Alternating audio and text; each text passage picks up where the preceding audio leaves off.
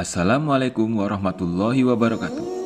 Sahabat Busro Islami, sebagai negara berpengaruh di Timur Tengah, banyak orang yang berharap Arab Saudi mampu mengambil tindakan tegas dan nyata untuk menghentikan pembantaian yang dilakukan Israel. Sayangnya, semua tindakan Arab Saudi masih jauh dari yang diharapkan. Padahal dulunya Arab Saudi mampu membuat Israel dan para sekutunya ketar-ketir, terutama di era kepemimpinan Faisal bin Abdul Aziz. Apa sebenarnya yang dilakukan oleh Raja Faisal?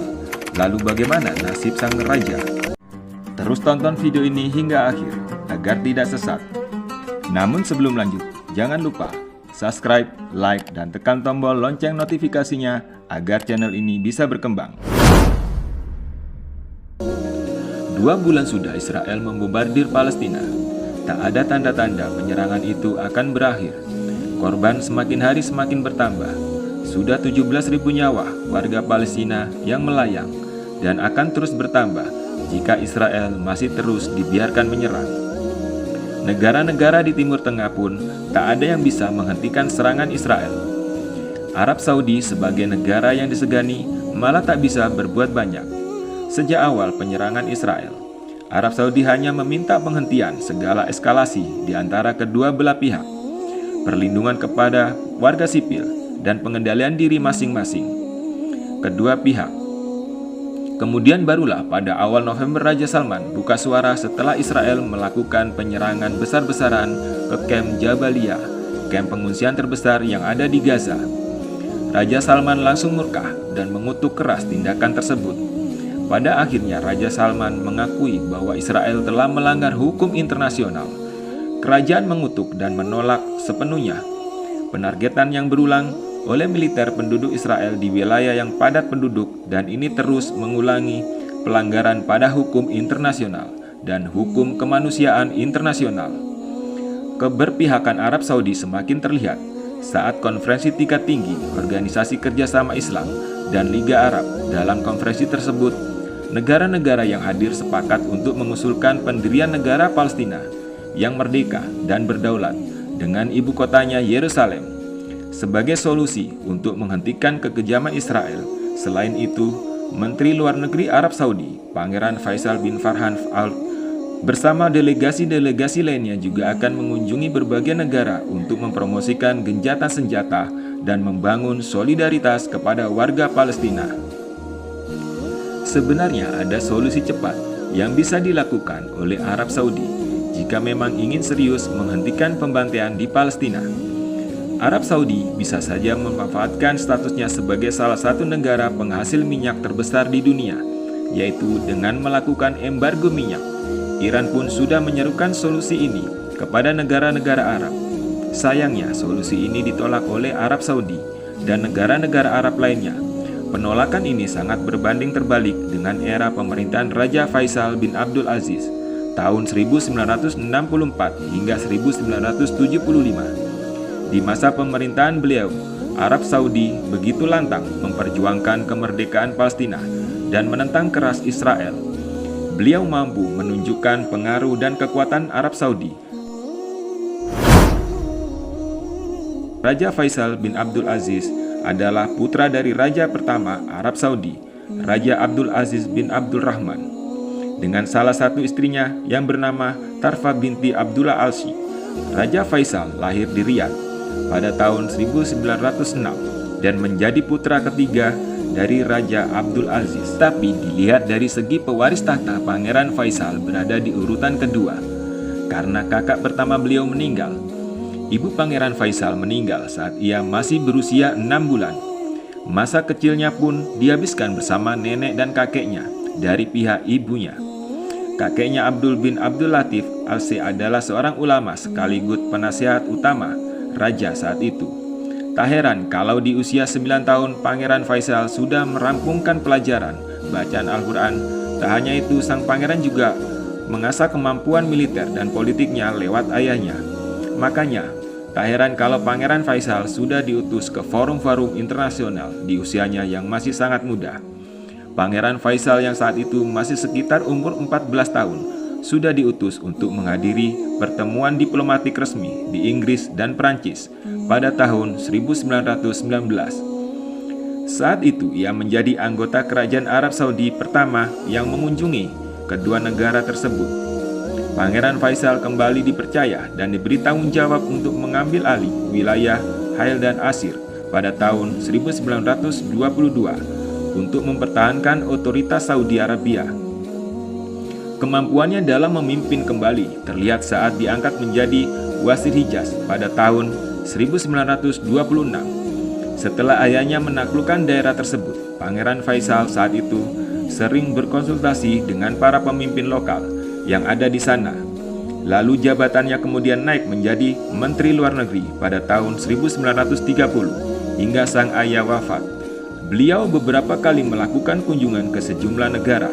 Bahkan Pangeran Faisal jugalah yang mengumumkan dekret kerajaan soal pergantian nama dari Kerajaan Hijaz dan menjadi Kerajaan Arab Saudi. Dan di titik inilah Kerajaan Arab Saudi resmi terbentuk. Ayahnya pun sangat bangga dengan segala kemampuan yang dimiliki oleh sang anak. Bahkan sang ayah pernah berkata, "Aku hanya berharap aku memiliki 3 Faisal." Saat ditanya soal penerusnya kelak, setelah Raja Abdul Aziz wafat, Pangeran Saud pun naik tahta menjadi raja menggantikan sang ayah. Secara otomatis Pangeran Faisal pun diangkat menjadi putra mahkota. Tak lama setelah itu, beliau lalu diangkat menjadi Perdana Menteri Arab Saudi tahun 1954. Persaingan pun timbul di antara keduanya. Sayangnya, anggota kerajaan senior menilai Raja Saud kurang kompeten dalam mengurus beberapa kebijakan. Makanya mereka meminta raja untuk memberikan kewenangan lebih kepada Pangeran Faisal. Maka terjadilah persaingan di antara keduanya, hingga akhirnya Raja Saud harus mundur dari posisinya dan digantikan oleh Raja Faisal pada tahun 1964. Faisal bin Abdul Aziz pun resmi menjadi Raja Arab Saudi. Ada banyak kebijakan yang dibuat sang raja dan dipandang sebagai langkah untuk memodernisasi Arab. Salah satu kebijakannya adalah menghapuskan perbudakan, pembaruan di bidang pendidikan dan kesehatan, pembangunan industri dan pertanian, agar pemasukan Arab Saudi tidak tergantung dari minyak saja. Raja Faisal juga terdepan dalam meningkatkan kerjasama negara-negara di Timur Tengah, terutama dalam memerangi Zionis Israel yang paling menonjol. Saat terjadi konflik antara Zionis dan Palestina, disinilah Raja Faisal melakukan embargo minyak dan terbukti berhasil. Embargo itu terjadi pada Oktober tahun 1973. Hal itu pun memicu peningkatan tajam harga minyak dunia. Saat itu Raja Faisal menarik pasokan minyak negerinya dari peredaran pasar dunia, lalu diikuti oleh negara-negara koleganya yang tergabung dalam Organization of the Petroleum Exporting Countries atau OPEC. Berisi negara-negara pengekspor minyak dunia. Berdasarkan hasil konferensi mereka, harga minyak naik dan menyebabkan krisis besar-besaran di Amerika Serikat, Kanada, Belanda, dan Inggris.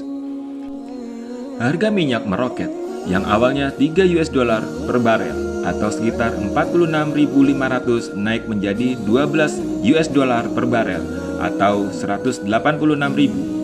Semuanya karena Presiden Amerika Serikat Richard Nixon saat itu ketahuan membantu Israel dengan mengirimkan senjata senilai $2,2 juta atau sekitar 34 miliar.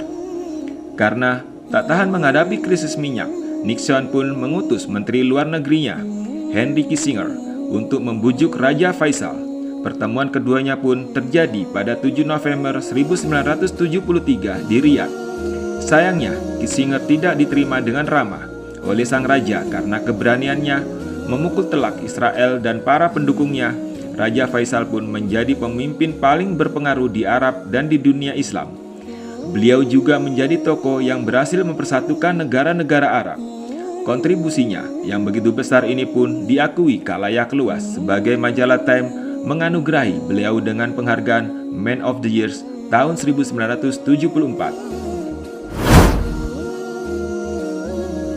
2 tahun berselang, setelah gebrakan embargo ekonomi Arab Saudi dirundung duka, Raja Faisal wafat karena ditembak oleh keponakannya sendiri Pangeran Faisal bin Musaid, yang belum lama kembali dari Amerika Serikat pada 25 Maret 1975. Raja Faisal kedatangan delegasi dari Kuwait.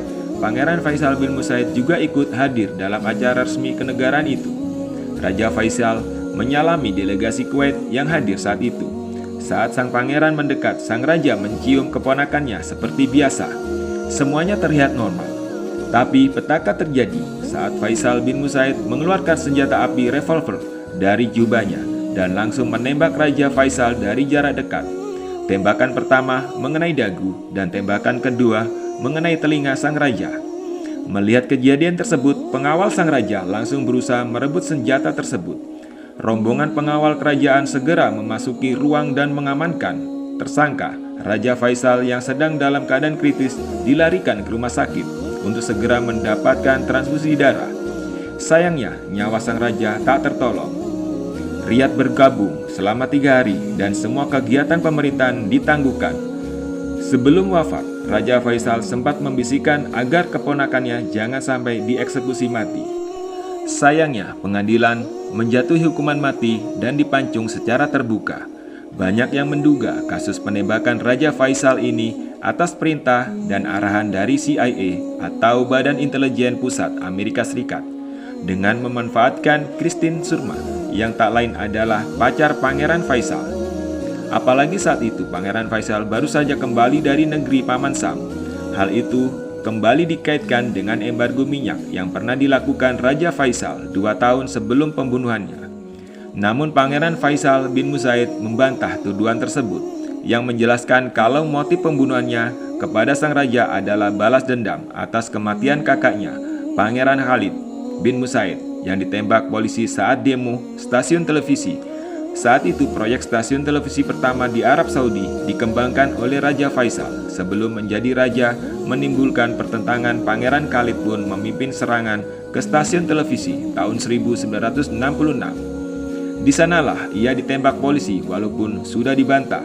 Tetap saja lebih banyak yang percaya kalau pembunuhan Raja Faisal didalangi oleh Amerika Serikat.